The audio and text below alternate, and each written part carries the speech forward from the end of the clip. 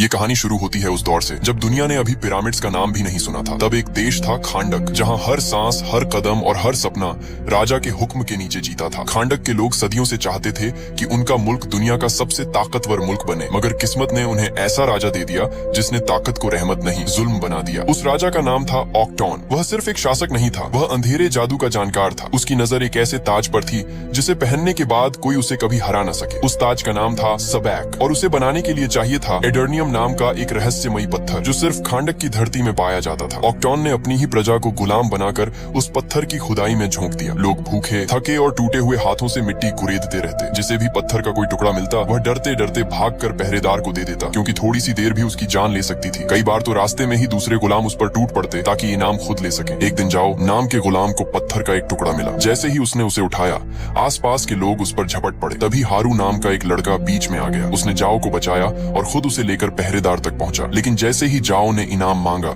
उसी पल पहरेदार ने उसके पेट में चाकू घोंप दिया और उसे पहाड़ी से नीचे फेंक दिया। खून से सना वो मंजर देखकर हारू कांप उठा। उसके पिता डेथ एडम उसे जबरदस्ती वहां से दूर ले गए। हारू के दिल में उसी दिन से एक आग जल उठी। वह अपने लोगों को इस गुलामी से आजाद देखना चाहता था, मगर उसके पिता ने उसे समझाया कि हीरो बनने की कोशिश करने वाले सब लोग कब्रिस्तान में सो रहे हैं। फिर भी हारू का इरादा नहीं बदला। उसने लोगों को इकट्ठा करना शुरू किया। एक दिन उसने हिम्मत करके पहरेदार के हाथ से एडर्नियम का पत्थर छीन लिया और लोगों के सामने उसे आजादी की निशानी बना दिया। उसी पल खांडक के दिलों में एक चिंगारी जल गई। ऑक्टन समझ गया था कि अगर इस चिंगारी को अभी नहीं कुचला गया तो यह आग बन जाएगी। उसने हारू को सबके सामने फांसी देने का हुक्म दे दिया। जब हारू को लाया गया तो भीड़ सन्न थी, मगर हारू आखिरी सांस तक आजादी का नारा लगाता रहा। जैसे ही तलवार उसका सिर काटने वाली थी, आसमान और धरती के बीच कुछ बदल गया। धरती के प्राचीन रक्षकों ने उसे चुना था। उन्होंने हारू को देवताओं की शक्तियां दी और वह एक पल में इंसान से कहीं ज्यादा बन गया। मगर तब तक ऑक्टॉन सबैक का ताज पूरा कर चुका था। शक्तियां पाकर हारू सीधे महल पहुंचा और ऑक्टॉन को ललकारा। ऑक्टॉन ने ताज की भयानक ताकत खोल दी। पूरा महल जंग का मैदान बन गया। दीवारें गिरने लगी, जमीन कांपने लगी। आखिरकार जीत हारू की हुई, मगर मरते वक्त ऑक्टॉन ने ताज को कहीं छुपा दिया ताकि कोई इंसान उसे फिर न पा सके। उस दिन के बाद हारू भी गायब हो गया। लेकिन खांडक की रेत आज भी एक कहानी फुसफुसाती है। कहा जाता है जिस दिन वहाँ के लोग फिर से बेबस होकर आसमान की तरफ देखेंगे, उसी दिन हारू लौटेगा और एक बार फिर आजादी की सांस वहाँ गूंज उठेगी। अब कहानी हमें आज के खांडक में ले आती है। एक ऐसा शहर जो कभी आजादी की सांस लेता था, अब इंटर गैंग नाम के विदेशी लड़ाकों के कब्जे में था। सड़कों पर सन्नाटा था। लोगों की आवाजों से ज्यादा बंदूकों की खड़खड़ाहट सुनाई देती थी। शहर से बाहर निकलने के लिए भी सरहद पर खड़े गार्ड्स को अपने कागज दिखाने पड़ते थे, जैसे हर इंसान अपनी बेगुनाही का सबूत दे रहा हो। इसी माहौल में एक दिन एक वैन की तलाशी होने वाली थी। उसी वक्त 14 साल का एमॉन अपने स्केटबोर्ड पर चुपके से सीमा पार करने की कोशिश करता है, मगर एक गार्ड उसे पकड़ लेता है। गार्ड उसे लाइन में लगने को कहता है, लेकिन एमॉन गुस्से में उसे उल्टा सीधा सुना देता है। तभी गार्ड ड्राइवर करीम को वैन आगे बढ़ाने का इशारा करता है। जैसे ही वह अपनी कलाई पर लगे स्कैनर को देखता है, उसमें एक भगोड़ी औरत की तस्वीर उभर आती है।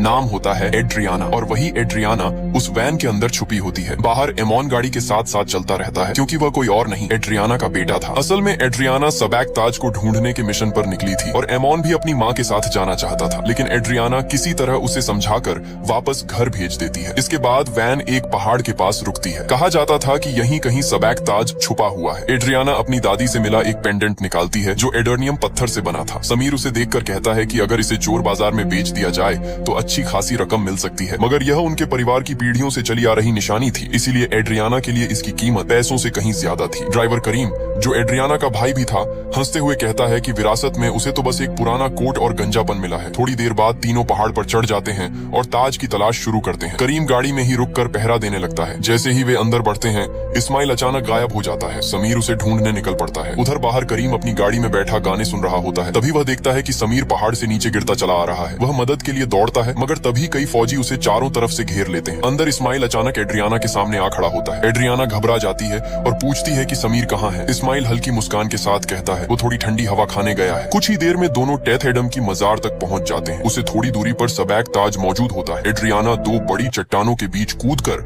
आखिरकार ताज तक पहुंच जाती है। तभी बाहर से फौजी अंदर घुस आते हैं और इस्माइल को पकड़ लेते हैं। वह चिल्लाकर एड्रियाना को भागने को कहता है, मगर फौजियों का लीडर करीम के सिर पर बंदूक तान देता है। अपने भाई की जान बचाने के लिए एड्रियाना खुद को उनके हवाले करने का फैसला करती है। वह टेथ एडम की मजार के सामने सिर झुकाती है और एक पुराना मंत्र पढ़ती है। उसी पल चारों तरफ तेज रोशनी फैल जाती है और एक रहस्यमय योद्धा उनके सामने प्रकट होता है। वह एक फौजी को हवा में उठाकर बिजली जैसी ताकत से झटके देता है और पल भर में उसे ढेर कर देता है। बाकी फौजी उस पर गोलियां बरसाने लगते हैं, मगर उसी अफरा तफरी में एड्रियाना करीम के साथ वहां से निकल जाती है। उधर वो रहस्यमय योद्धा अपनी खौफनाक रफ्तार से फौजियों को एक एक कर गिराने लगता है और पहाड़ का वो हिस्सा एक बार फिर गवाही देने लगता है कि खांडक की मिट्टी में अभी भी किसी पुराने वादे की आग बाकी है। इसी बीच एड्रियाना ताज लेकर आगे बढ़ रही थी कि अचानक उसके सिर के ऊपर से एक बहुत बड़ा पत्थर टूटकर गिरने वाला था। उसी पल उस रहस्यमय योद्धा ने बिजली की रफ्तार से आकर उसकी जान बचा ली। अब सामने आ चुका था उसका नाम ब्लैक एडम, वही ताकतवर योद्धा जो हजारों साल से इसी पहाड़ में कैद था। सदियों बाद जब वह बाहर निकला तो पहली बार उसे इंसानों की बदली हुई दुनिया दिखी। उड़ते हुए हेलीकॉप्टर, आधुनिक हथियार और आसमान से बरसती आग। उसने कभी सोचा भी नहीं था कि इंसान इतनी दूर तक पहुंच जाएंगे। उधर एड्रियाना और करीम दौड़ते हुए वैन तक पहुंचे और बिना एक पल गंवाए वहां से निकल पड़े। रास्ते में एड्रियाना ने कांपती आवाज में बताया कि ताज मिल चुका है और उनका मिशन पूरा हो गया है, लेकिन उनके पीछे कुछ ही दूरी पर एक खौफनाक जंग शुरू हो चुकी थी। ब्लैक एडम ने 2 हेलीकॉप्टरों को हवा में ही आपस में टकरा दिया। आग का गोला आसमान में फट पड़ा। कुछ ही पलों में सैकड़ों फौजी गाड़ियां वहां आ पहुंची, मगर ब्लैक एडम एक ही जगह खड़ा रहा और अपनी शक्तियों से सबको मिटा डाला। चारों तरफ तबाही फैलाने के बाद वह एड्रियाना की वैन के सामने आ खड़ा हुआ। तभी एक आखिरी फौजी ने उस पर बम फेंक दिया। जोरदार धमाका हुआ, मगर ब्लैक एडम टस से मस नहीं हुआ। उसने उस आखिरी फौजी को भी खत्म कर दिया और जख्मी हालत में वहां से आगे बढ़ गया। करीम ने चैन की सांस ली। उसे लगा कि मुसीबत टल गई, लेकिन कुछ ही कदम बाद ब्लैक एडम लड़खड़ाकर फिर से धरती पर गिर पड़ा। उधर इस्माइल अब भी पहाड़ के अंदर था। तभी उसके फोन पर उसके आतंकी ग्रुप के एक मेंबर की कॉल आती है। यहीं से सच सामने आता है। इस्माइल असल में एक अंडरकवर एजेंट था जो एड्रियाना के जरिए ताज हासिल करने आया था। उसका मिशन इस बार नाकाम हो गया था। अब उसे एड्रियाना का पीछा करके ताज किसी भी कीमत पर लेना था। दूसरी तरफ जब हॉकमैन को ब्लैक एडम के दोबारा जागने की खबर मिलती है तो वह तुरंत अपनी टीम को अलर्ट कर देता है। उसकी टीम में साइक्लोन नाम की एक लड़की होती है जिसे हवा को काबू करने की ताकत मिली थी। दूसरा होता है एडम स्मैशर जो अपने शरीर का आकार बदल सकता था। और इन सब के बीच सबसे रहस्यमय और ताकतवर था डॉक्टर फेट। हॉकमैन के बुलावे पर तीनों उसके यूएस वाले बंगले में पहुंचते हैं। वहां उन्हें बताया जाता है कि यह एक इंटरनेशनल मिशन है। उनका काम है खांडक जाकर ब्लैक एडम नाम के इस सुपर योद्धा को पकड़कर लाना। इस टीम का नाम था जस्टिस सोसाइटी और कुछ ही देर बाद वे सब एक सुपर शिप में बैठकर खांडक की ओर उड़ जाते हैं। हॉकमैन पहले ही सबको बता चुका था कि इस शिप को तोड़ पाना नामुमकिन है, क्योंकि इसका बाहरी ढांचा एक ऐसे खास मेटल से बना था जिसे दुनिया का कोई भी हथियार नुकसान नहीं पहुंचा सकता। कुछ घंटे बाद ब्लैक एडम की आंख खुलती है। वह खुद को एमॉन के कमरे में पाता है। वह बिस्तर से उठता है और बस एक पल में अपनी सारी चोटें अपनी ताकत से ठीक कर लेता है। तभी उसे एहसास होता है कि उसे पहाड़ में कैद हुए पूरे 5000 साल बीत चुके हैं। उधर लिविंग रूम में एड्रियाना उस कीमती ताज पर रिसर्च कर रही होती है। तभी उसे ताज के अंदर की तरफ कुछ शब्द लिखे दिखते हैं। उन शब्दों में लिखा होता है कि जिंदगी ही मौत का जरिया है। एमॉन अपने कमरे में ब्लैक एडम को बताता है कि उसके गायब होने के बाद खांडक पर बाहरी ताकतों ने कब्जा कर लिया था और लोगों को फिर से गुलाम बना लिया गया। लेकिन इसके बावजूद लोगों ने ब्लैक एडम की मूर्तियां बनाई, क्योंकि उन्हें पूरा यकीन था कि एक दिन उनका चैंपियन जरूर लौटेगा। ये सब सुनकर ब्लैक एडम सिर्फ इतना कहता है कि वह कोई हीरो नहीं है और अगले ही पल वह दीवार तोड़कर बाहर निकल जाता है। अब वह इस नई दुनिया को खुद समझने निकल पड़ा था। पीछे से एमॉन चुपचाप अपने कमरे में बने एक गुप्त रास्ते से उसका पीछा करता है ताकि उसकी मां को पता न चले। उधर जस्टिस सोसाइटी की शिप खांडक के आसमान में दाखिल होने ही वाली होती है। डॉक्टर फेट टीम को प्लान समझाता है। वह कहता है कि अगर ब्लैक एडम को काबू करना है तो उससे शिजाम कहलवाना होगा। जैसे ही वह यह शब्द बोलेगा उसकी सारी शक्तियां खत्म हो जाएंगी और उसे पकड़ना आसान हो जाएगा। इधर एमॉन भागते हुए एक फौजी का रेडियो चुरा लेता है और सारे गार्ड्स को मैसेज भेज देता है कि खांडक का चैंपियन लौट आया है। कुछ ही देर में फौजी उसका पीछा करने लगते हैं, मगर एमॉन अपने स्केट बोर्ड पर फिसलता हुआ निकल जाता है। वह दोनों हाथों से एक त्रिकोण बनाकर ब्लैक एडम को इशारा करने की कोशिश करता है, लेकिन कुछ ही पलों में फौजी उसे पकड़ लेते हैं। उसकी मां एड्रियाना उसे बचाने दौड़ती है। एड्रियाना किसी तरह गार्ड्स को समझाकर एमॉन को छुड़ा लेती है, मगर अब फौज को पता चल चुका था कि वह खुद भी वांटेड है। जैसे ही वह वहां से भागने की कोशिश करती है, उसी पल ब्लैक एडम आसमान से उतरकर उन्हें बचाने आ जाता है। एक गार्ड उसके सिर पर लोहे का सरिया मारने की कोशिश करता है तो ब्लैक एडम उसे हवा में उछालकर बहुत दूर फेंक देता है। फौजी उस पर गोलियां चलाते हैं, मगर वह एक एक करके सबको गिरा देता है। जब वह 2 फौजियों को पकड़कर हवा में उड़ा ही रहा होता है, तभी सामने जस्टिस सोसाइटी की शिप आ जाती है। ब्लैक एडम उन दोनों को आसमान से नीचे फेंक देता है। उनकी जान बचाने के लिए हॉकमैन शिप से छलांग लगा देता है। हवा में ही वह अपना सूट एक्टिवेट करता है और दोनों को सुरक्षित जमीन पर उतार देता है। लेकिन यह बहादुरी बेकार जाती है, क्योंकि अगले ही पल ब्लैक एडम उन पर बिजली गिराकर उन्हें खत्म कर देता है। कुछ ही देर में डॉक्टर फेट सामने आता है और ब्लैक एडम से खुद को उनके हवाले करने को कहता है। ब्लैक एडम ठंडी आवाज में कहता है कि वह मरने से पहले एक गुलाम था और अब एक भगवान की तरह जन्मा है और वह किसी के सामने नहीं झुकेगा। डॉक्टर फेट उस पर हमला करता है और उसके दिमाग में 5000 साल पुराने खांडक का एक भ्रम खड़ा कर देता है। ब्लैक एडम अपने पुराने शहर को देखकर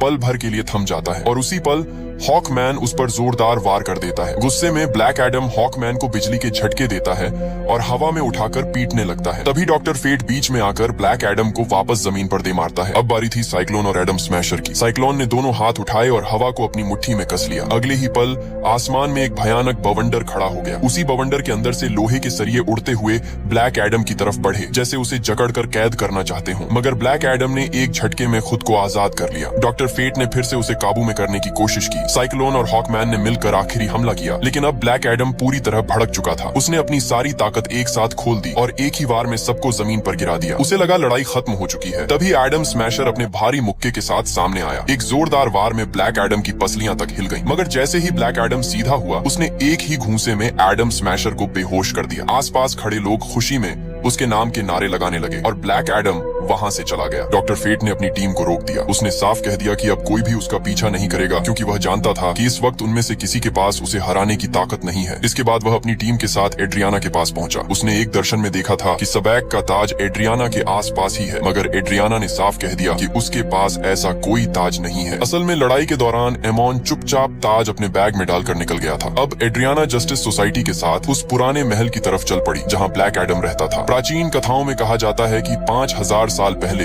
ब्लैक एडम इसी महल से अपने लोगों को आजाद कराने निकला था, मगर टीम का मानना था कि वह आजादी नहीं, बदले के इरादे से गया था। उस वक्त उसके गुस्से ने उसकी ताकत को उसके काबू से बाहर कर दिया था। पूरा महल तबाह हो गया था। तभी धरती के जादुई रक्षकों ने उसे शक्तियों के लायक न समझते हुए एक मजार में कैद कर दिया था और 5000 साल बाद एड्रियाना ने अनजाने में उसे फिर से आजाद कर दिया। कुछ देर बाद एड्रियाना हीरोज की टीम के साथ ब्लैक एडम के सामने पहुंची। इस बार ब्लैक एडम ने उनकी बात सुनने का फैसला किया। उधर एमॉन जब घर पहुंचा तो उसने इस्माइल को जिंदा देखा और हैरान रह गया। अगले ही पल इस्माइल ने उस पर बंदूक तान दी। तभी खुलासा हुआ कि वही गद्दार था और ताज चुराने आया था। उसने एमॉन और करीम को जान से मारने की धमकी देकर बैग मांग लिया। करीम इतना खतरनाक ताज उसके हाथ में जाने नहीं देना चाहता था। वह इस्माइल पर टूट पड़ा और एमॉन को भागने को कहा। इसी हाथापाई में करीम को गोली लग गई, मगर तब तक एमॉन अपने कमरे के गुप्त रास्ते से निकल चुका था। मीटिंग के दौरान एमॉन ने अपनी माँ को फोन करके सारी बात बता दी। उसने कहा कि इंटर गैंग उसके पीछे पड़ी है और वह एक इमारत में छुपा हुआ है। एड्रियाना ने ब्लैक एडम से अपने बेटे को बचाने की गुहार लगाई। ब्लैक एडम बिना एक पल गंवाए निकल पड़ा। वहां पहुंचकर उसने देखा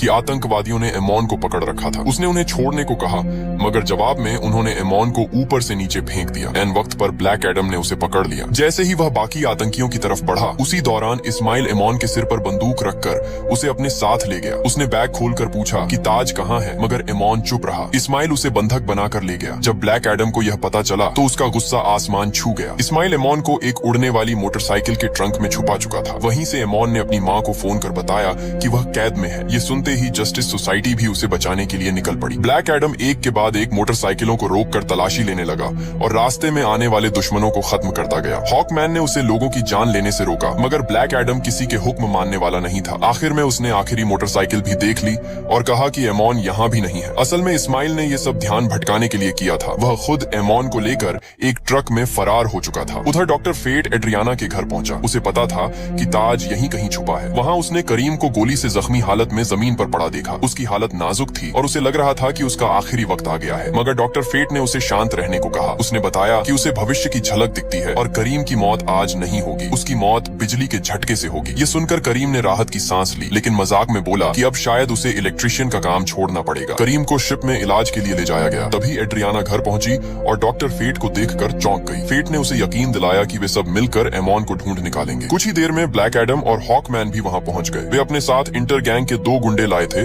ताकि डॉक्टर फेट उनके दिमाग से जानकारी निकाल सके, मगर ब्लैक एडम उन्हें उठाकर आसमान में हजारों फीट ऊपर ले गया। उसने उन्हें नीचे फेंकने की धमकी देकर सवाल पूछे। जवाब मिलते ही उसने सच में उन्हें नीचे गिरा दिया। हॉकमैन किसी तरह उन्हें बचाने में कामयाब रहा, लेकिन ब्लैक एडम का गुस्सा अभी ठंडा नहीं हुआ था। वह उन्हें खत्म करने बढ़ा और हॉकमैन ने उसे रोकने की कोशिश की। दोनों की जबरदस्त भिड़ंत में पूरा घर हिल गया और इसी हाथापाई के दौरान सबैक का ताज अचानक ब्लैक एडम एडम के हाथ में आ गया। आखिरकार सबैक का ताज उनके हाथ में आ चुका था। अब पहली बार ब्लैक एडम, एड्रियाना और जस्टिस सोसाइटी एक ही मकसद के लिए साथ खड़े थे। सबका एक ही लक्ष्य था, किसी भी कीमत पर एमॉन को बचाना। वे मिशन के लिए निकल ही रहे थे कि डॉक्टर फेट को भविष्य की एक झलक दिखाई दी। उस झलक में हॉकमैन की मौत साफ नजर आ रही थी। फेट ने भारी दिल से कहा कि बहुत जल्द उन्हें एक दूसरे को अलविदा कहना होगा। कुछ ही देर में वे अल हदीदिया पहाड़ों तक पहुंच गए। वहां उन्होंने ऐसा प्लान बनाया जिससे टीम के बाकी सदस्यों की जान बचाई जा सके। जैसे ही वक्त आया, ब्लैक एडम ने हमला बोल दिया। उसकी एक ही एंट्री ने सैकड़ों सैनिकों को जमीन पर गिरा दिया। तभी उसका सामना इस्माइल से हुआ, मगर वह उस पर हाथ नहीं उठा सका। इस्माइल एडर्नियम से बने एक सुरक्षा कवच के अंदर था। थोड़ी ही देर में बाकी टीम भी वहां पहुंच गई। जब एड्रियाना ने अपने बेटे के सिर पर तनी हुई बंदूक देखी तो उसका दिल कांप उठा। उसने बिना एक पल सोचे ताज इस्माइल के हवाले कर दिया, बस एमॉन की जान बचाने के लिए। ताज हाथ में आते ही इस्माइल ने अपना सच सामने रखा। वह राजा ऑक्टॉन का आखिरी वंशज था। अब ताज के साथ वह खुद को खांडक का अगला राजा समझने लगा। उसने ताज पर लिखा मंत्र पढ़ा, अपना सुरक्षा कवच बंद किया और एमॉन पर गोली चला दी। मगर ऐन वक्त पर ब्लैक एडम अपनी बिजली जैसी रफ्तार से एमॉन को खींच कर ले आया। गोली उसे छू भी न सकी, लेकिन ब्लैक एडम का गुस्सा फिर से बेकाबू हो गया। उसकी ताकत फट पड़ी और पूरा पहाड़ कांप उठा। किस्मत से जस्टिस सोसाइटी के सुरक्षा कवच की वजह से एड्रियाना और एमॉन बच गए, मगर एमॉन को अब तुरंत इलाज की जरूरत थी। उसी दौरान एडम स्मैशर को इस्माइल के जले हुए शरीर के पास ताज पड़ा मिला और वह उसे शिप में ले आया। इधर हॉकमैन ब्लैक एडम के पीछे गया। उसने उसे उस महल के सामने खड़ा देखा जहाँ उसके बेटे हारू की मूर्ति लगी थी। यहीं से ब्लैक एडम की असली कहानी खुलती है। धरती के जादुई रक्षकों ने हारू को चुना था ताकि वह अपने लोगों को आजादी दिला सके, मगर जब हारू बार बार जीतने लगा तो राजा ऑक्टॉन ने उसके माता पिता को बंदी बना लिया। जिस दिन हारू के पिता को मारने वाले थे, उस दिन हारू ने अपनी सारी शक्तियां अपने पिता को दे दी ताकि उनकी जान बच सके। हारू नहीं जानता था कि यही उसकी जिंदगी का आखिरी फैसला होगा। जैसे ही उसकी ताकत उससे निकली, दूर से एक तीर उसके सीने में आकर लगा और वहीं उसकी मौत हो गई। ये देखकर उसके पिता डेथ एडम का दिल जल उठा। उसी दिन से वह ब्लैक एडम बन गया। अब ब्लैक एडम जानता था कि उसका बेटा उसके बेकाबू गुस्से से खुश नहीं होगा। उसने अपनी शक्तियां छोड़ने का फैसला किया। उसने यह जिम्मेदारी हॉकमैन को सौंपी और उससे वादा लिया कि वह कभी उससे शिजाम नहीं कहलवाएगा, क्योंकि बिना वह शब्द बोले ब्लैक एडम दोबारा कभी अपनी ताकत हासिल नहीं कर सकेगा। हॉकमैन उसे समुद्र के नीचे बने एक लैब में ले गया जहां एमिलिया हारकोट नाम की एक साइंटिस्ट और उसकी टीम मौजूद थी। एमिलिया ने वादा किया कि आज के बाद ब्लैक एडम के मुंह से एक भी शब्द बाहर नहीं निकलेगा। उस जगह कई और खतरनाक कैदी भी रखे गए थे। मगर इसी बीच शिप के मॉर्ग में इस्माइल की लाश में अजीब सी हरकत होने लगी। उधर डॉक्टर फेट को बार बार वहीं झलक दिखाई दे रही थी। उसे समझ नहीं आ रहा था कि जब मिशन पूरा हो चुका है तो यह डरावना एहसास क्यों पीछा नहीं छोड़ रहा। फेट को बस एक ही चिंता थी, अगर हॉकमैन की मौत हुई तो जस्टिस सोसाइटी भी ज्यादा देर टिक नहीं पाएगी। इस्माइल को मार गिराने के बाद भी एड्रियाना के दिल में एक अजीब सा डर बैठा हुआ था। उसे समझ नहीं आ रहा था कि इतनी आसानी से सब कुछ कैसे खत्म हो गया। तभी उसे सबैक ताज पर लिखा वो वाक्य याद आया, जिंदगी ही मौत का जरिया है। लेकिन मरते वक्त इस्माइल ने उल्टा मंत्र पढ़ा था, मौत ही जिंदगी का जरिया है। एड्रियाना ने ताज को पलट कर देखा तो उसे एहसास हुआ कि अगर ताज को उल्टा करके उल्टा मंत्र पढ़ा जाए तो वही सच बन जाता है। तभी उसे समझ आया कि इस्माइल ने जानबूझकर खुद को मरवाया था ताकि वह मरने के बाद और भी ज्यादा ताकतवर होकर लौट सके और खांडक की गद्दी पर बैठ जाए। जैसे ही यह सच सामने आया, ताज अचानक गायब हो गया। उसी पल समुद्र की गहराइयों से सबैक जाग उठा। हॉकमैन ने बिना देर किए उस पर मिसाइल दाग दी, मगर सबैक ने उनकी शिप ही तबाह कर दी। जस्टिस सोसाइटी ने तय कर लिया कि अगर सबैक गद्दी तक पहुंच गया तो उसे कोई नहीं रोक पाएगा। हॉकमैन और उसकी टीम ने मिलकर सबैक को घायल कर दिया। जब सबैक ने पलटकर हमला किया तो हॉकमैन बेहोश होकर गिर पड़ा। उसी पल डॉक्टर फेट को एहसास हो गया कि उसकी भविष्यवाणी सच होने जा रही है। उसने महल के चारों तरफ एक सुरक्षा कवच खड़ा कर दिया और टीम को अंदर जाने से मना कर दिया। वह अपने सबसे करीबी दोस्त को बचाने के लिए अपनी जान दांव पर लगाने को तैयार था। पहली बार ऐसा हुआ कि वह यह नहीं देख पा रहा था कि आगे क्या होने वाला है। हॉकमैन अपने दोस्त को यूं नहीं छोड़ सकता था। उसने कवच तोड़ने की कोशिश की मगर नाकाम रहा। उधर डॉक्टर फेट अकेले ही सबैक को रोकने निकल पड़ा। उसे उम्मीद थी कि ब्लैक एडम आएगा। लड़ाई के बीच उसने ब्लैक एडम को संकेत भेजा कि सिर्फ वही सबैक को हरा सकता है। फेट ने अपनी शक्तियों से ब्लैक एडम को बेड़ियों से आजाद कर दिया। गार्ड्स उसे रोकने दौड़े मगर ताकत खोने के बावजूद ब्लैक एडम उन्हें पछाड़ता हुआ समुद्र में कूद गया। उसी पल सबैक ने डॉक्टर फेट पर आखिरी वार कर दिया। सुरक्षा कवच टूट गया। हॉकमैन दौड़ता हुआ फेट तक पहुंचा मगर बहुत देर हो चुकी थी। डॉक्टर फेट मर चुका था। उधर सबैक सिंहासन पर जा बैठा। एक भयानक आग भड़क उठी और उसने खुद को खांडक का राजा घोषित कर दिया। पाताल से उसकी शैतानी फौज बाहर आ गई और आम लोगों पर टूट पड़ी। एड्रियाना उनका सामना करने आगे बढ़ी। तभी करीम वैन लेकर वहां पहुंच गया। उसे इन जॉम्बियों से डर नहीं था क्योंकि डॉक्टर फेट ने कहा था कि उसकी मौत बिजली से होगी। उधर एमॉन ने लोगों से मदद मांगी और आम लोग भी जॉम्बियों से लड़ने के लिए आगे आ गए। इसी बीच ब्लैक एडम समुद्र से बाहर निकला और उसने शिजाम पुकारा। उसी पल उसकी सारी शक्तियां लौट आईं। सबैक ने अपनी सत्ता जताने के लिए हारू की मूर्ति गिरा दी जो सीधा एमोन पर गिरने वाली थी। ऐन वक्त पर ब्लैक एडम ने आकर उसे बचा लिया। इसके बाद दोनों आमने सामने आ गए। ब्लैक एडम और सबैक के बीच भयानक जंग छिड़ गई। कुछ पलों में सबैक भारी पड़ने लगा तो हॉकमैन ने बीच में कूदने का फैसला किया। उसने सबैक पर हमला किया और बुरी तरह जख्मी हो गया, ठीक वैसा ही जैसा फेट ने देखा था, मगर यह उसका असली शरीर नहीं था। फेट के हेलमेट की मदद से उसने अपने कई रूप बना लिए थे और सबने एक साथ सबैक पर धावा बोल दिया। उसी पल ब्लैक एडम ने अपनी पूरी ताकत झोंक दी। एक जोरदार वार में उसने सबैक के शरीर को 2 हिस्सों में चीर दिया और उसी के साथ पाताल से निकली सारी शैतानी फौज धुएं की तरह गायब हो गई। खांडक के लोग जीत के नारे लगाने लगे और खुशी से झूम उठे। आपसी मतभेद भले रहे हों, लेकिन आखिरकार ब्लैक एडम और हॉकमैन ने दोस्ती का हाथ बढ़ाया। डॉक्टर फेट का हेलमेट अपना काम पूरा करने के बाद खुद ही गायब हो गया। जस्टिस सोसाइटी ने ब्लैक एडम को पकड़ने का मिशन वहीं छोड़ दिया क्योंकि उसने अब सभी की जान बचा दी थी। टीम वापस यूएस लौट गई और ब्लैक एडम खांडक के सिंहासन पर पहुंचा। लोगों ने उसे राजा बनाकर देश चलाने को कहा, लेकिन ब्लैक एडम ने एक ही पल में सिंहासन तोड़ दिया और साबित कर दिया कि वह सत्ता के लिए नहीं बल्कि रक्षक के रूप में काम करेगा। उसकी वजह से खांडक अब हमेशा के लिए आजाद रह सकेगा। अगर वीडियो पसंद आया हो तो लाइक जरूर करें, चैनल को सब्सक्राइब करें और मिलते हैं अगली वीडियो में।